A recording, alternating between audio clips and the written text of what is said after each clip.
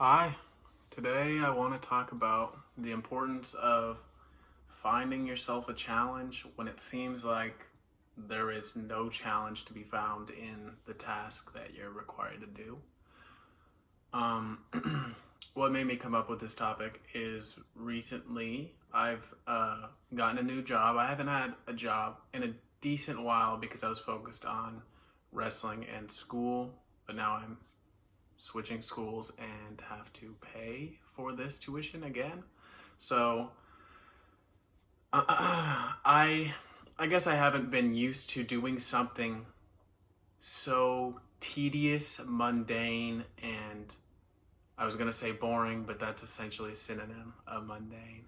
But you get the point. The point is that the job that I'm working at does not challenge me whatsoever. And something that's a problem for intelligent people, like I'm sure you guys are, that are watching, because nobody watches this type of content if they're a shallow thinker, right?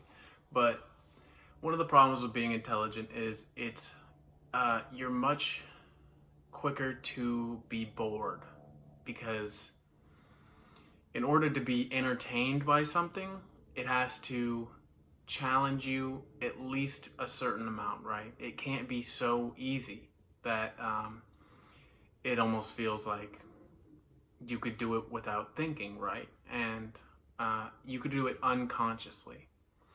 And uh, one of the important things about flow state, one of the important factors of getting into flow state, is that the challenge is right above your skill level. You're not, it's not so far above your skill level that it stresses you out and you can't focus because of stress, and it's not so far below your skill level that you're bored and you can't focus because you're bored, right? So where I'm at work, my job is, I work at a gym, right? And I'm just essentially greeting customers. That's almost the entire job. And you can see how that is about as simple as a job gets. And what I've tried to do and have relatively successfully done is find a challenge in that. That might seem very difficult, but it is certainly possible. You could certainly make the easy task you have to do more difficult.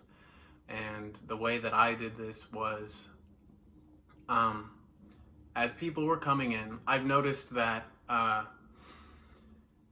it's not the majority of people.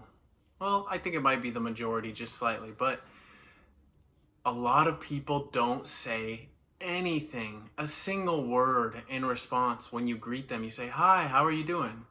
And they just like look down and scan their little QR code to grant them access, and they walk past without saying a word.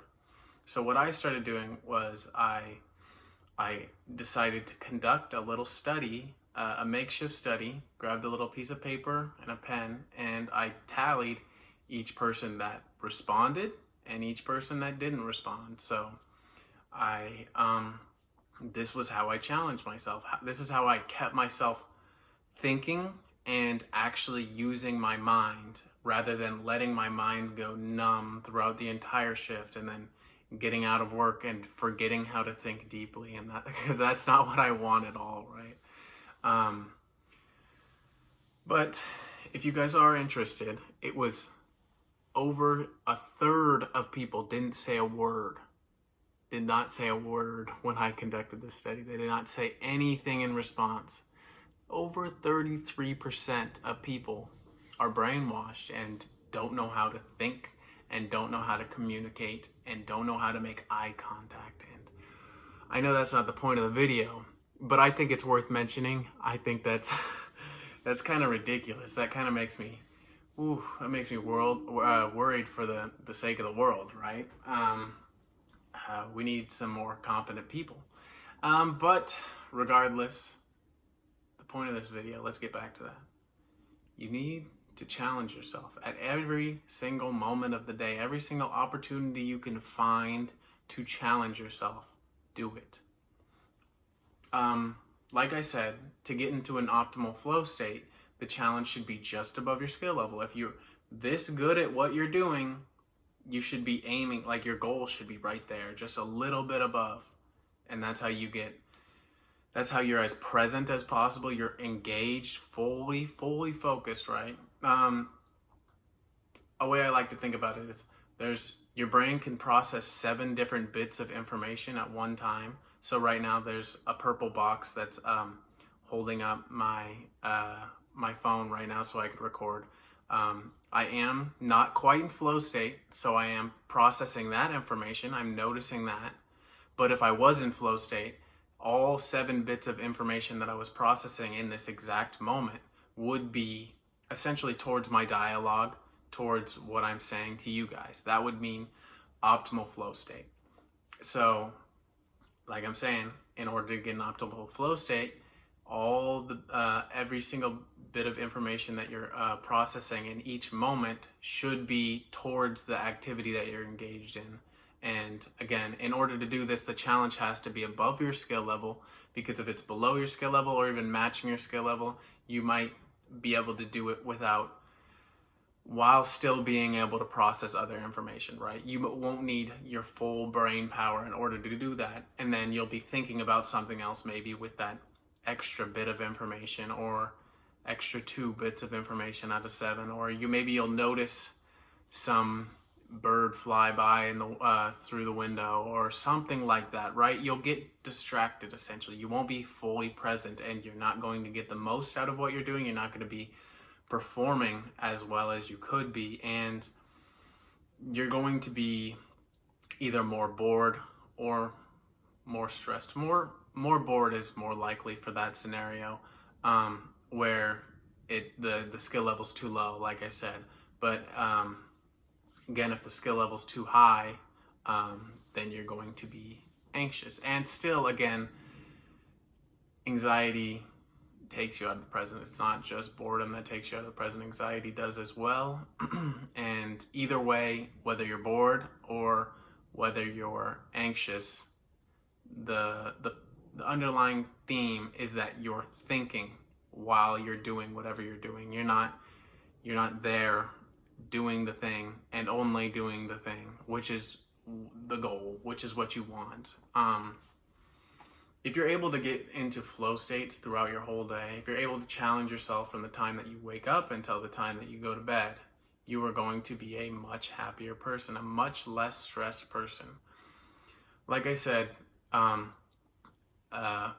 being in a flow state makes it so you're not bored or anxious. You're in that happy middle ground, right? And something I've learned about anxiety and stress is that if you're stressed for one portion of your day, even if you're going to do something that doesn't stress you out, that stress carries over into that, and then you are stressed while doing that activity. So, excuse me, it really is something that you need to pay attention to, again, from the start of your day to the end of your day. If there's something that's easy, like my job, figure out a way to make it so you can stay in flow state, so you don't have boredom that lingers or anxiety that lingers. It's hard to say if boredom lingers. I think it does. Because it takes away when you stay bored. It's weird because boredom can be a good thing, like meditation. That's part of the reason that it's good for you, is because you're purposely sitting in boredom.